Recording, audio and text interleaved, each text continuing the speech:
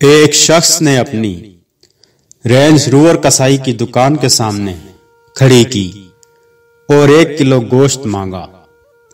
इतने में एक 1980 मॉडल का डाला आकर रुका और इसमें से उतरने वाले ने 5 किलो गोश्त, 3 किलो कलेजी और 2 देसी मुर्गियों का ऑर्डर दिया। रेंज रोवर वाला खड़ा रहा और डाले वाले के जाने का इंतजार करता रहा।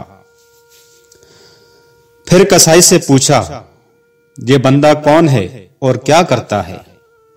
कसाई ने कहा, ये कोई काम नहीं करता, लेकिन इसने 3 मालदार बेवाओं से शादी कर रखी है, जिनके शौहर बहुत अमीर थे और बहुत माल छोड़कर फौत हुए।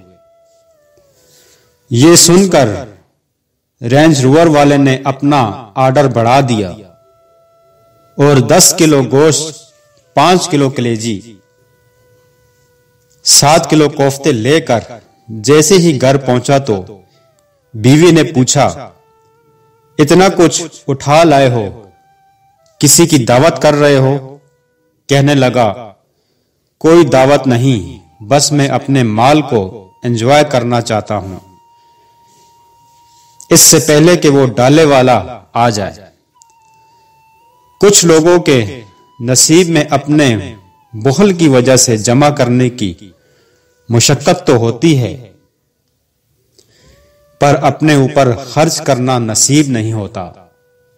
अपना पैसा खुद खर्च करो, इससे पहले कि कोई और आपका पैसा खर्च करे।